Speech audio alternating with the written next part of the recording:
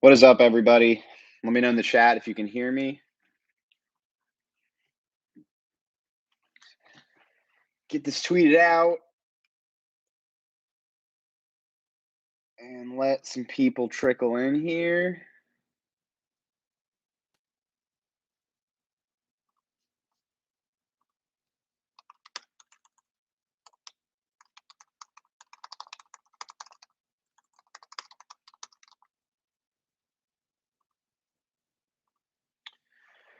All right.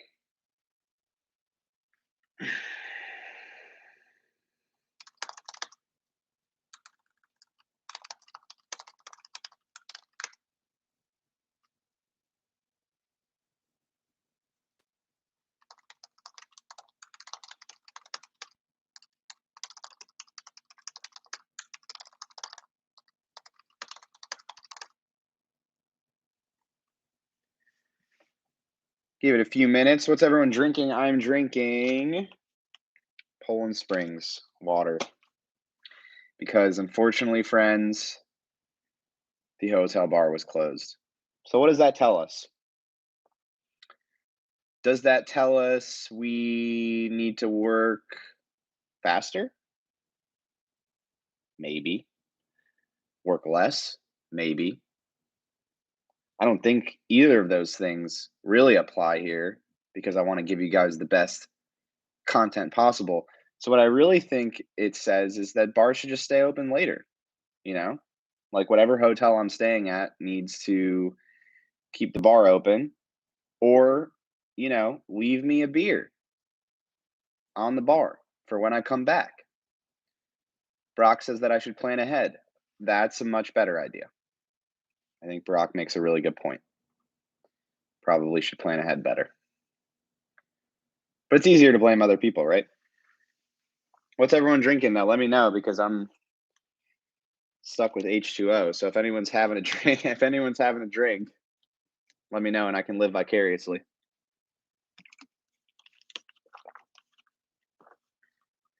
Long Island iced tea. All right. That's a way to get your Sunday night started. A little Modelo, a little gin and tonic, white Russian. That's a good way to cap the night.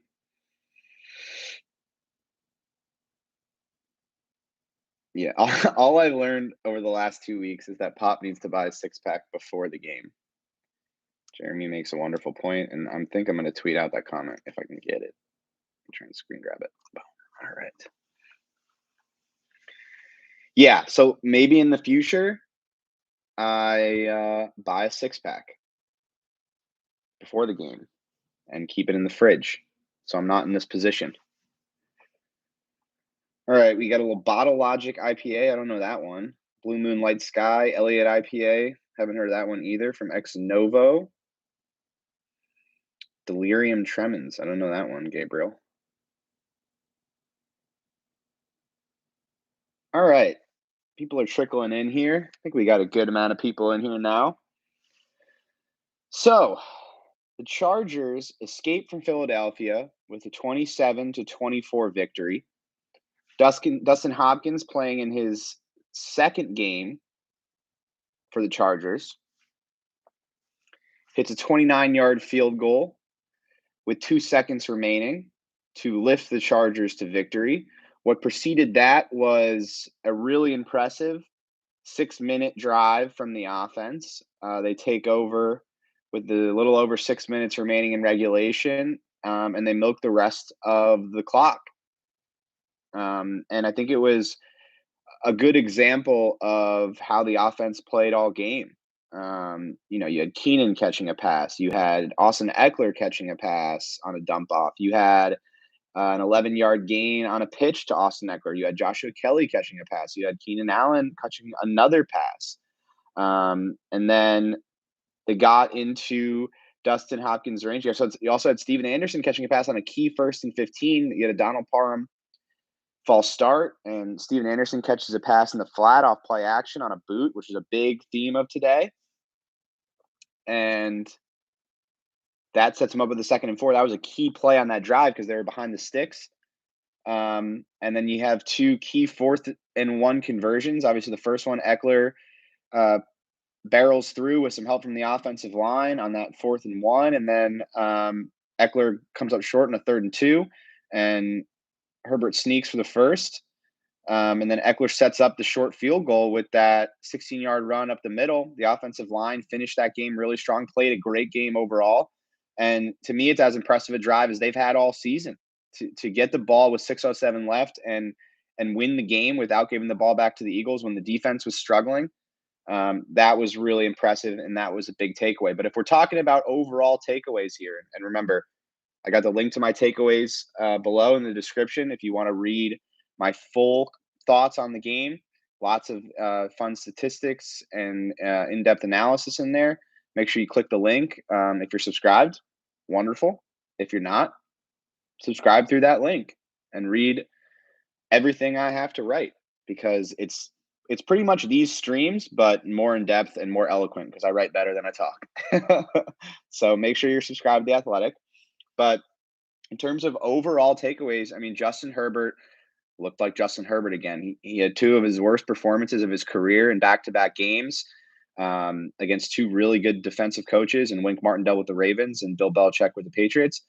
Comes out against a defense that hasn't performed well against the pass this season, and was precise, was decisive, and was extremely accurate. Finished 32 of 38 for over 350 yards, threw 2 touchdown passes, and also had a crucial go-ahead touchdown run early in the 4th quarter. He played an outstanding game. He was in rhythm. He was in the timing of the offense. And the big reason for that was just improved play from the offensive line. That group played a hell of a game. Now, the rushing totals at the end, weren't very impressive. It was 89 yards on 27 carries. But Brandon Staley said after the game that you really have to keep that defensive line honest. Between Fletcher Cox and Javon Hargrave, 2 outstanding defensive tackles, you're going to have to run the ball, and it's not going to be pretty. But you got to keep those guys honest with the run game, and they did that. And I think the big takeaway here is that they struggled to run the ball for most of the game, but the offensive line came through with some crucial plays at the end of that game. Obviously that 4th and 1 Eckler run, and then the 16-yard Eckler run that set up the easy field goal for Dustin Hopkins. But in terms of pass protection, they were really good. Herbert was not sacked in the game, and that tells you everything that you need to know. And I think it was a lot of game planning stuff from Joe Lombardi and from offensive line coach Frank Smith, assistant offensive line coach Sean Surratt.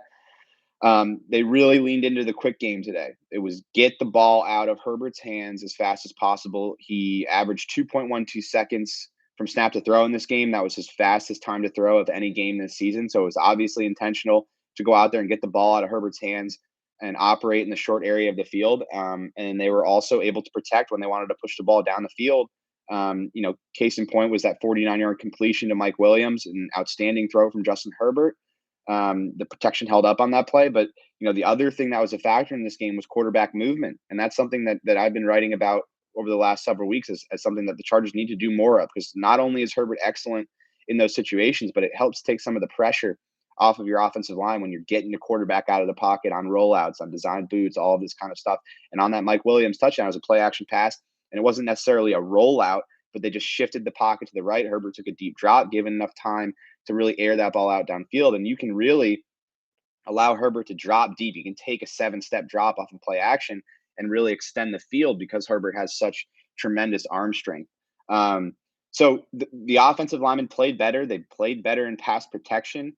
They played a great game, but I think game planning was a big part of this. The backs and tight ends really chipped well. They executed that part of the game plan at a high level. They got the ball out quickly, and they did a lot of quarterback movement stuff, and it was just a well-executed game plan.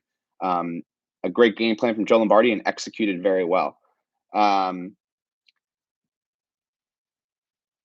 Moving on. Thought Keenan Allen had an outstanding game as well. He responded from a really tough game against the Patriots where he was,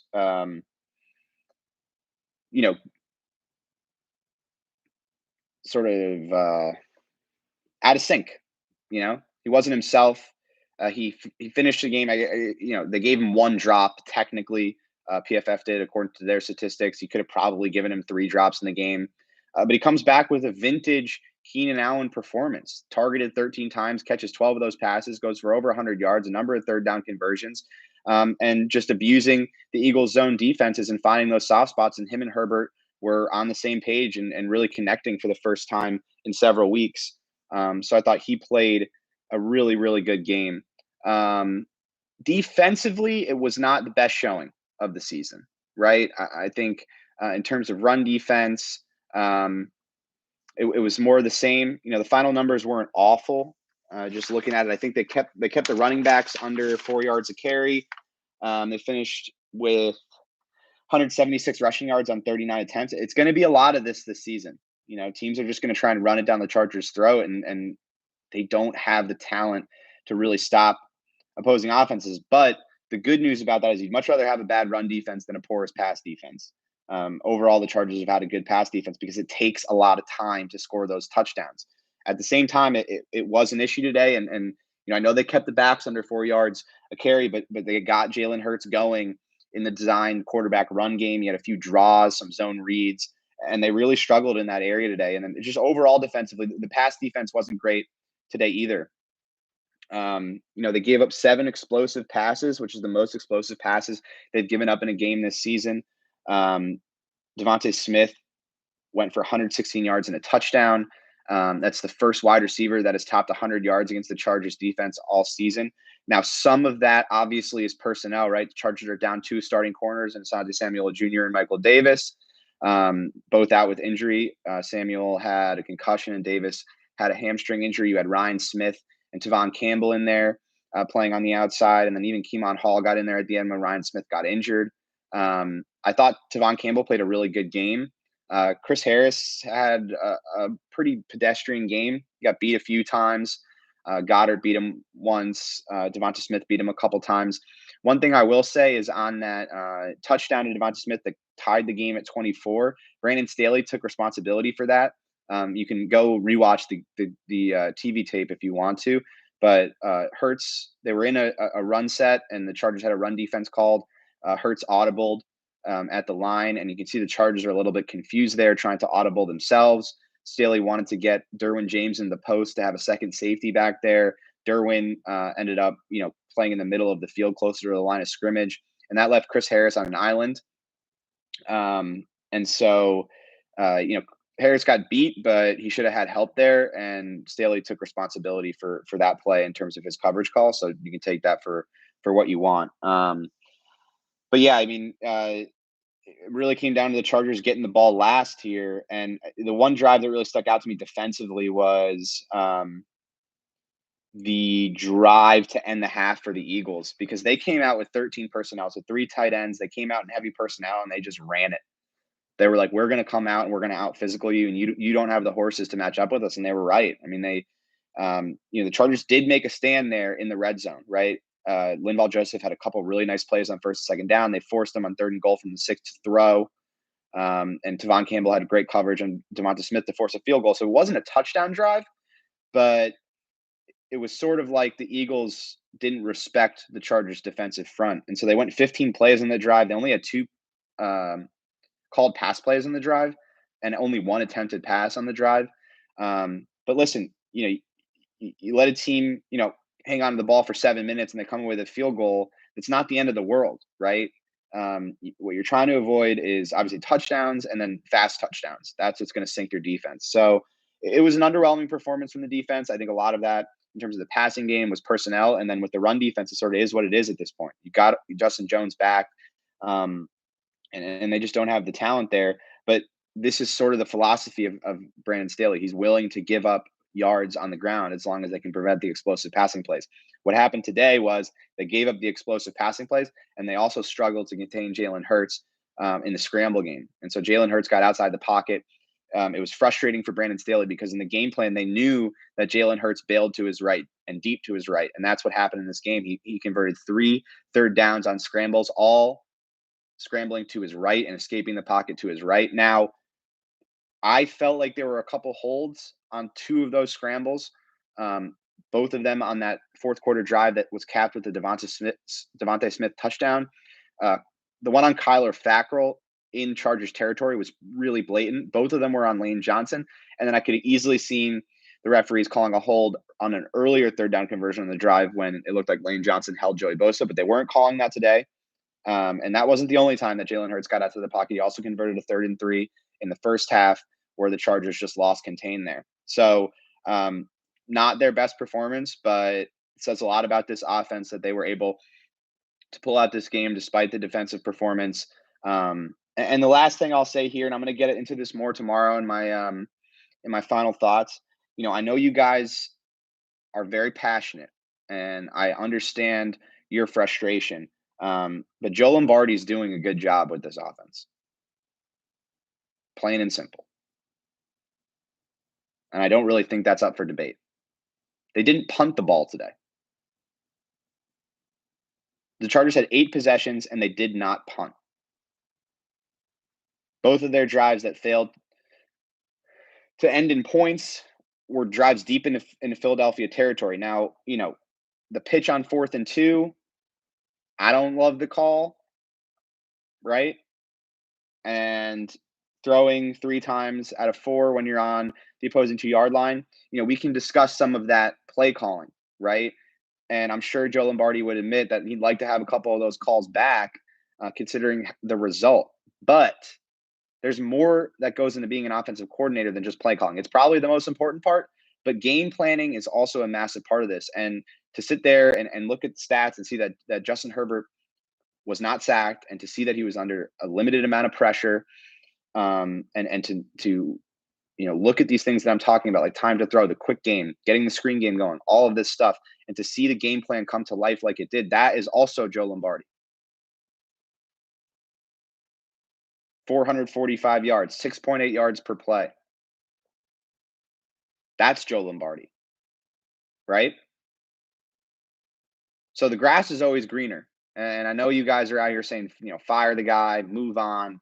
He's doing a damn good job with this offense. He's doing a damn good job with Justin Herbert. And I think today was proof that he's the right offensive coordinator for this team. Again, I understand that you guys are frustrated during the game, and I'm always here for you guys to tweet stuff at me, but I'm going to keep it real with you. Like, I'm always going to tell you guys the truth. And the truth is the offense played a damn good game today, and Joe Lombardi was the game planner behind that, right? Now, has he been perfect? No. Did he get out-coached by Wink Martindale and Bill Belichick? Absolutely. But a lot of coaches have been out-coached by those two. And it's not like he has, a ton of experience calling plays. He had a little over a year in Detroit, and so he's developing, growing, right, as a play caller. Give it time. Have perspective. Justin Herbert is playing really well. He had a couple bad games, but the fact that he responded in this way, the fact that that Joe Lombardi was able to develop a game plan that improved the protection and kept Herbert clean, I think that speaks a lot. I mean, they didn't punt the ball. They did not punt the ball one time. Not once. That means you had a great offensive performance, right? Okay. What else? Well, let's talk about some special teams. So special teams had a positive expected points added for only the second time all season. The previous time was the Cowboys game. Now, a big part of that was that they didn't have to punt. And the punt coverage has been the biggest weakness of the special team so far this season. But I thought Andre Roberts gave him some juice in the return game. He had that 39-yard return in the late third quarter that eventually set up Herbert's touchdown run early in the fourth quarter. Roberts also got a little bit involved on offense, which was interesting. And then I thought the kickoff coverage was really good. I mean, they pinned him inside the 25 twice on kickoff return. Nas Adderley had a big hit that pinned the Eagles at the 15. They scored a touchdown in the drive, but I think Brandon Staley said after the game, I felt our special teams for the first time all season, and I tend to agree with him.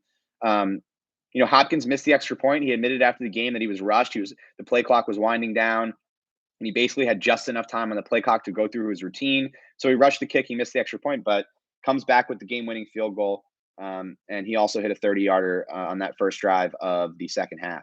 So it seems like they have a dependable kicker. Obviously you take it with a grain of salt because he missed the extra point, but he made the kick that mattered and won the game.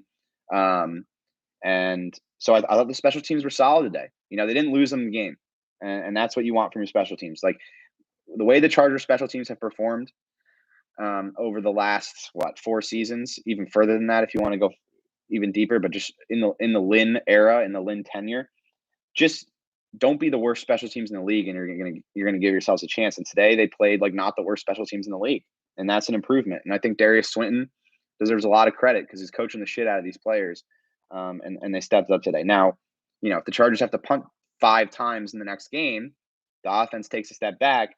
We'll see what happens with the punt coverage unit. So I'm not saying it's fixed, but it was a step forward today.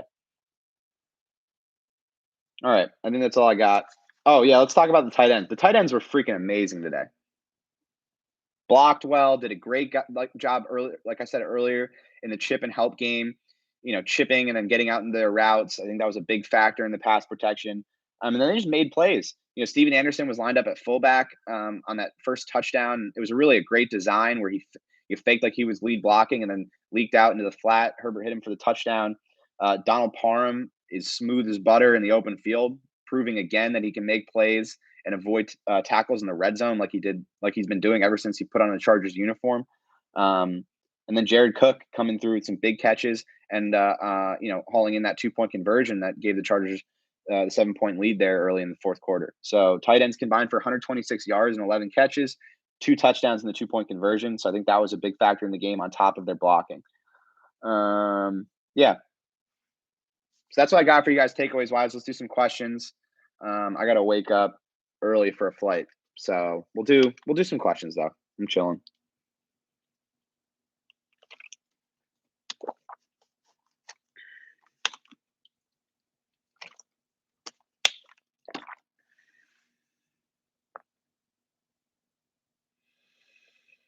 Do you think Palmer should be more of the wide receiver 3 over Guyton? There was a stretch today where Palmer was the clear wide receiver 3 and Guyton was on the sideline. So his role is growing. And like it's kind of becoming what I thought it was going to be when I wrote about this situation during training camp. It's taken a little bit of time for Palmer to be phased in, but they're basically going to use those two depending on what they want to accomplish in that specific play call. If they want speed on the field, they can go with Guyton. If they want more physicality, both in terms of after the catch, at the catch point, and a little bit more size, and they can go with Palmer. So and Palmer's a little more polished of a route runner than Guyton as well, so better hands. So you've got 2 skill sets that are different, and so that's good. You got 4 receivers that can really be in the mix, and you can play either Palmer or Guyton depending on fields on where you are on the field, time of the game, what you're trying to accomplish, all those kinds of things. So the more weapons you have, the better.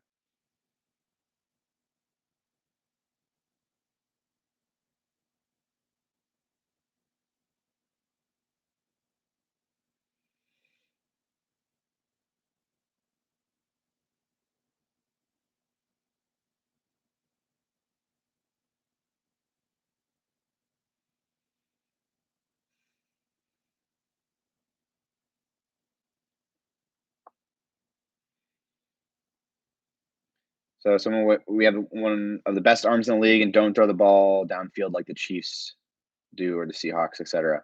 The Chiefs aren't throwing the ball down the field right now. And there was a point in today's Chiefs game where Mahomes had like 85 yards on 20 attempts. But I get what you're saying. The Chargers want to push the ball down the field, but defenses know that is Justin Herbert's biggest strength. It's his ability to push the ball downfield with his arm. So you don't think defenses, when they're sitting there making a game plan, are like, okay, what are we going to take away from the Chargers offense? Well, we're going to try and take away the deep part of the field. That's what's happening here. So what happened today? They still were able to access the deep part of the field off play action. Mike Williams ran a great route and made a great catch, but teams are trying to take that away from the Chargers. So what's available is the short game, the quick game, and that's what the Chargers went into today, right? A lot of short passes, but you can win games like that. So, it's not like the Chargers, like if the Chargers like could, score 65-yard touchdowns on every drive, they would do it. But teams are very aware of what Justin Herbert's strengths are, and they're trying to take that away. So you have to adapt, and that's what we saw today. They adapted.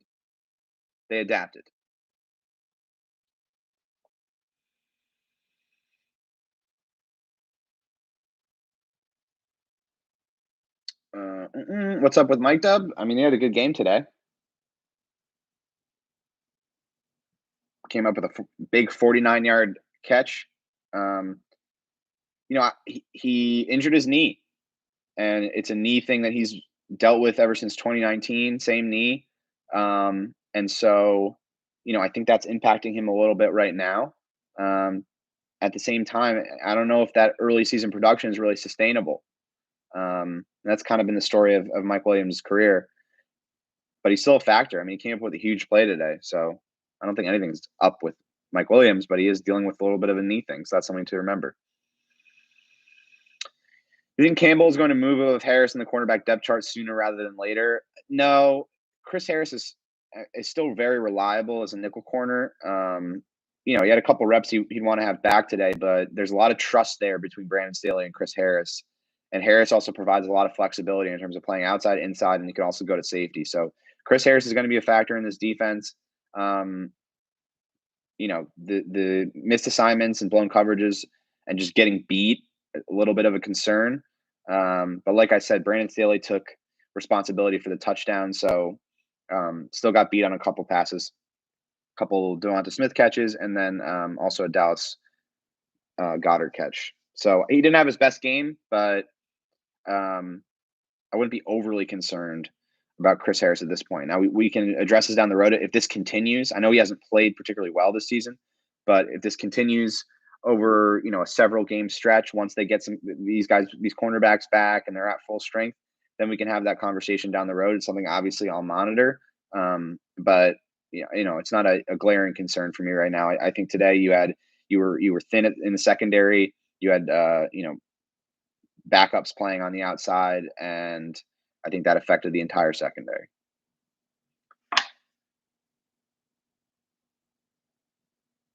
What do I think Kenneth Murray's role will be when he comes back? He's going to be in that linebacker rotation. Staley kind of alluded to using him in some different spots. So I don't know if that means, playing him in maybe a hybrid edge role. I don't know. We'll have to see what happens when he gets back on the field. But I think primarily he's going to be playing inside linebacker because that's his position. And I don't think he has the skill set to be, a productive edge player like people are talking about. So, I mean, he's gonna fit back into that linebacker rotation.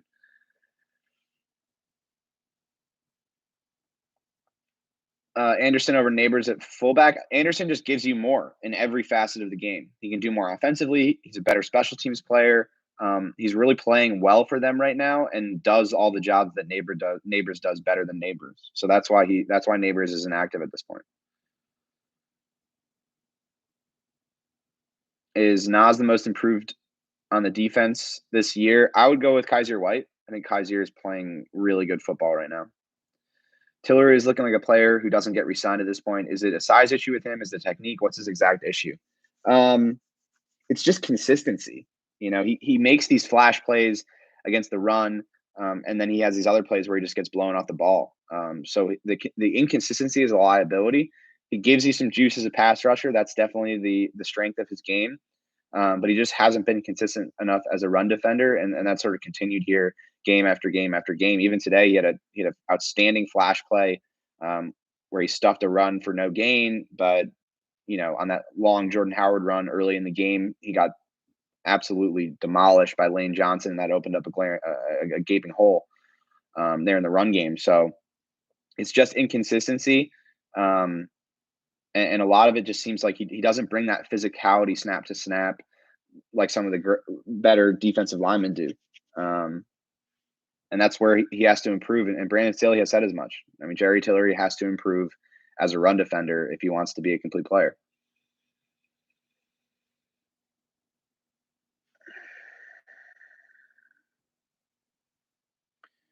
We talk about how much fun the left side of the O-line is when we run the ball. I've written about it. I've talked about it like that. I tweeted about it. I tweeted out a clip from the Patriots game.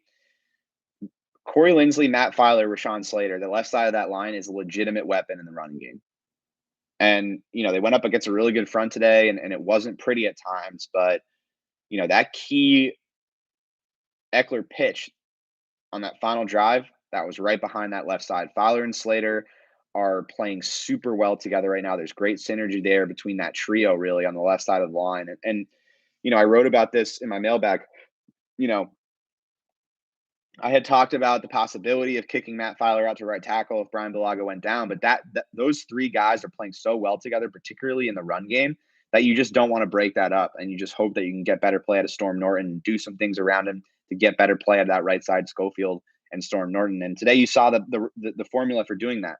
It's more quarterback movement, play action boots, right? It's a lot of help chipping and getting the ball out quickly. And I think that's what the offense is going to look like moving forward, just so they can try and mask some of the talent deficiencies there on the right side. But in terms of the left side of the line in the running game, that is a weapon, and they're having a lot of success running behind that trio right now. It's three really good players, and I mean Rashawn Slater's playing like a top 10 left tackle in the league. Filer is a legitimate established starter in the league, and then Corey Linsley is earning every single penny the Chargers paid him. I mean that guy is amazing, and that's just me watching on tape. Not even mentioning what he brings from a leadership standpoint, what he brings from an intelligence standpoint in terms of diagnosing things pre-snap, the stuff that he takes off of Justin Herbert's plate when they get to the line of scrimmage, helping out with protections, all of that kind of stuff. So a fantastic signing from Tom Telesco, Corey Linsley. Matt Filer was also a fantastic signing. And then Rashawn Slater there at left tackle has been a bright spot for this team. And the three of those guys, that's a real nucleus moving forward on this offensive line. It's just about, finding some more depth and some younger talent there on the right side.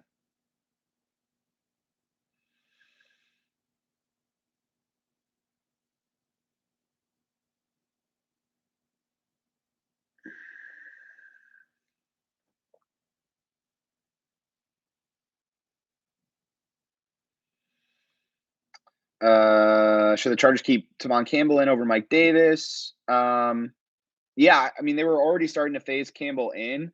They were starting to do a little 3-man rotation with Tavon Campbell, Michael Davis, and Asante Samuel Jr. But I think Tavon Campbell's playing really well. Like he was a real liability last year. I didn't think he was really looked like a pro player to me. I think the coaching staff deserves a lot of credit. We talked about Brandon Staley getting the most out of his defensive players, but Ronaldo Hill and Derek Ansley, the secondary coach, and Tommy Donatel, the assistant secondary coach, have really done an excellent job developing Tavon Campbell because he looks like a different player. He's really pushing Michael Davis for that second outside corner spot. And he's earned that by playing really good football. You can never have enough depth at corner.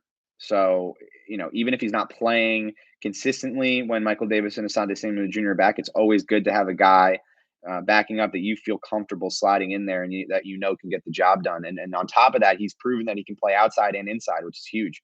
He was excellent in the slot in that game against the Chiefs. And so they have the ability there, if they feel like they're going up against a speedy guy on the interior, they can put Tavon Campbell in there and sort of match up with that speed. So he's a really nice piece. We'll see how the rotation shakes out moving forward. We'll see how serious this hamstring injury continues to be for Michael Davis. But depth in the secondary, particularly at corner, is never a bad thing.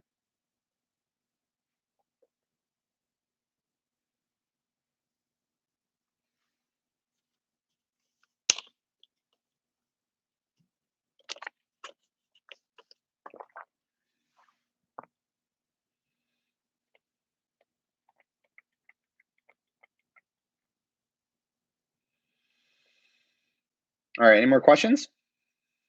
I feel like we hit on everything here. Nice and efficient.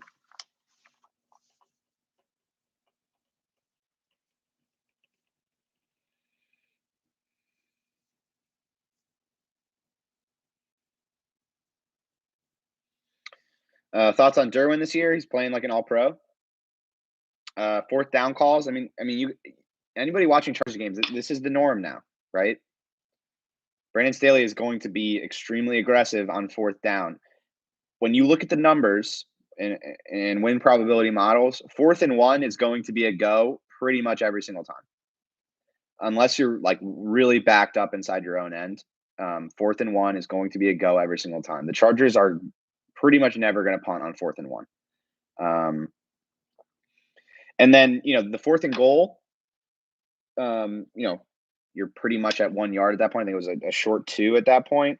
But what transpired is exactly why going for it in that situation is not a bad decision, right? You turn the ball over on downs. The Eagles are deep in their own half. Jalen Hurts tried to hit Devontae Smith on a deep shot down the left sideline. It was great coverage from Tavon Campbell there on the outside. They ran Jordan Howard up the middle, and they almost got a safety there, stuffed him. And then Hurts tried to scramble up the middle, and Joey made a great play. And all of a sudden, they're punting from deep in their own end. The Chargers got a nice punt return there from Andre Roberts, and they got set up on the Philadelphia 38, and they scored a touchdown. So that's why going for it when you're on the opposing goal line, going for it on fourth down is a no-brainer, because even if you don't make it, you back the other team up, and you're probably going to get the ball with really good field position. So this is it. This is the reality for Chargers fans now. You got a really aggressive coach who's leaning into the numbers, right? That's the important thing. Is he believes in the analytics, he believes in the win probability models, and he believes in being aggressive in those situations. And you've seen some regression in that area, which is natural, right? They're not going to be 80% on fourth downs for the whole season. You've seen some of that regression against the Ravens and Patriots. They were 50% today, and obviously failed a couple fourth downs. But this is what the Chargers are going to be. They're going to be aggressive on fourth down. That's not going to change.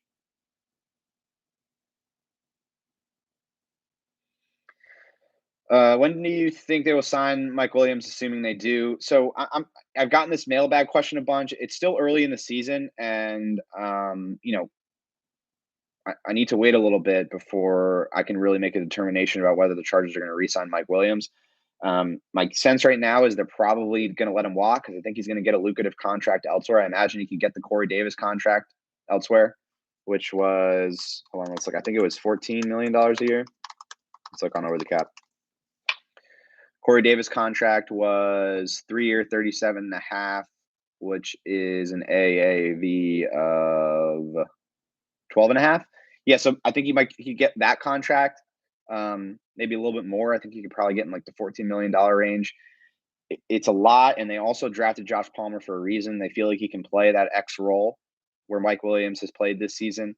But I also know that, I know the front office really likes Mike Williams, and I know that, Brandon Staley obviously really likes Mike Williams. So, I have to see. Right now, I think the answer is no, and that they move on to Josh Palmer because it's a cheaper option. And obviously, it's a player that this coaching staff drafted. But Mike has obviously played really well. And we'll see sort of how he plays moving forward because it looks like, the knee injury is having some impact on his production. So we'll see. That's the best I can give you right now. Yeah, franchise tag is on the table. Pretty much everything's on the table. They could do an extension. They could do a franchise tag.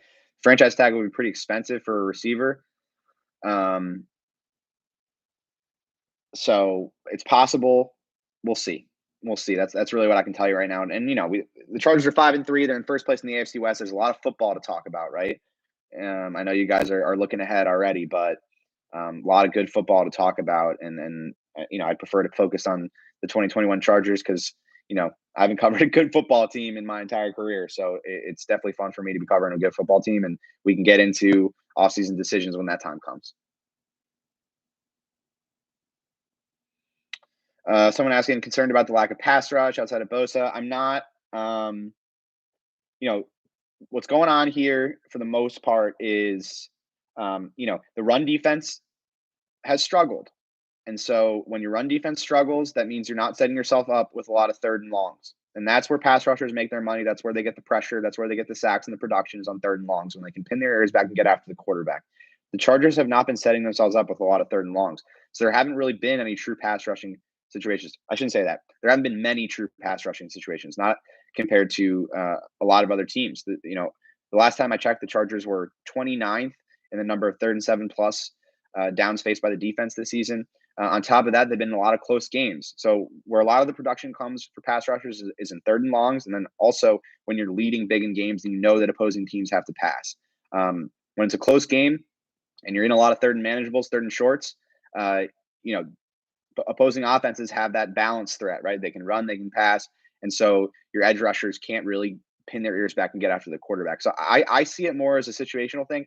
When I watch the tape, I think Shannon Nwosu is playing really well. I think Kyler Fackrell is playing really well. I think Chris Rumph is coming on. I think they got a good rotation opposite Joey Bosa. Joey's not doesn't have the production that he typically has, but he's still the same player. He's relatively healthy. I really think the Chargers edge rushers are fine. And I keep saying this. I really think they're fine, and I feel like they got a good pass rush today. Obviously I'll have more when I watch the tape.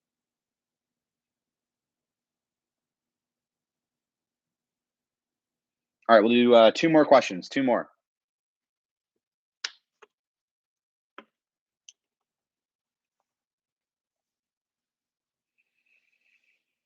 All right, good one from Andretti. He says thoughts on the Chargers running back two situation. No one stepping up consistently right now. Yeah, Justin Jackson's injury is really unfortunate because he sort of came on that Patriots game. Obviously, broke off that long 75-yard run, and it felt like all along the coaching staff was sort of waiting for Justin Jackson to be healthy and to take that spot because they definitely think that he is the most polished player at that position, smart in terms of pass protection. Obviously, gives them that versatility as a runner and pass catcher. But he just can't stay healthy, man. It's been the story of his career, and it's unfortunate because he's a really fun player and a really unique player in terms of his running style, just how smooth he is, his vision. Not the most athletic, but just really savvy and smooth in his movements. So right now it's Josh Kelly and it's Larry Roundtree, and neither of them have been very impressive. I'm still really high on Josh Kelly. I know you guys rip me for that, but I think he's a talented player, and with more opportunities, he'll get better. Um, but those guys combined for 4 carries today for 7 yards. Roundtree and Kelly. Kelly had 1 catch for 4 yards. Roundtree wasn't a factor in the passing game, so you worry about Austin Eckler, right? And Austin has said this publicly. He's like, listen, I can't be, a bell cow back. I'm not big enough, and I won't last the whole season. So they have. I mean, Eckler had how many touches today? Eckler had 20 touches today. That seems okay. They're not. I wouldn't characterize that as overusing him, but they need to find a change of pace for him, a substitute, really, simply for Eckler, just because the wear and tear on Eckler, just because of his size, is going to have an impact as the season rolls on. So that is a really good question because they need to find somebody. Jackson is dealing with this injury, so it's got to be Joshua Kelly or Larry Roundtree. One of these guys has to step up, and we'll see what happens as the season continues. But it's definitely an important topic here as the Chargers move into the second half of the season. All right, one more question.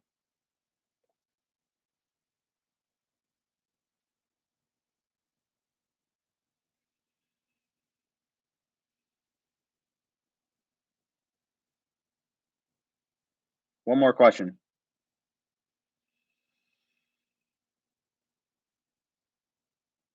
Do you think K9 coming back will help the run defense? I don't know. He wasn't particularly good when he was on the field. Um, so I don't think I can say with certainty that he's going to help the run defense substantially. Um, the talent jumps off the tape, right? Like this guy is a freak athlete.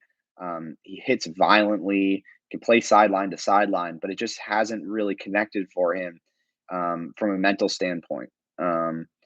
So when he comes back, we'll see if Staley can concoct some sort of role for him that helps to maximize his strengths and athleticism. I think that's what they're trying to develop right now. They've had some time to sort of figure out what to do with him being on IR. But right now, their best linebacker duo is Kaiser White and Drew Tranquil. Both those guys are playing well. So I don't think you break that up. I think you just try and find a way to get Kenneth Murray snaps where he can just let his athleticism take over. I'm not I'm not a defensive genius like Brandon Staley, so I can't tell you what that's going to be. I'm sure they're going to think of something creative to do with him just to try and take advantage of his skill set. So that's definitely an interesting storyline to follow. But on that note, we'll wrap it up there. We got a good 45 minutes in. Reminder, if you are not subscribed to The Athletic, click that link below. All my takeaways from the game are there, even more in depth than I went in this stream. So if you are not subscribed to The Athletic, make sure you do. If you are subscribed, make sure you read that. So, what's coming for the rest of the week. For those who aren't subscribed, the week is, obviously got my takeaways today. Tomorrow we get Brandon Staley, and I'll do my final thoughts. where I just sort of rattle off a stream of consciousness of all sort of the loose ends from the game that I didn't get to in my main takeaways off the game. And so that'll be up either late tomorrow or early Tuesday morning, depending on how fast I work. And then obviously we'll have our film review, which we do every week, focusing on the main storyline from the game, diving into the film, giving you guys a thorough breakdown of that. And then always our mailbag on Friday. So I'll send out a tweet midweek. Make sure you tweet at me with your questions, and we'll get that for Friday. And then the Vikings are in town on Sunday for a fun matchup there at SoFi Stadium. So until next Sunday, make sure you're plugged in on my Twitter, read all my stuff on The Athletic, subscribe, click that link. Appreciate all you guys. Peace out.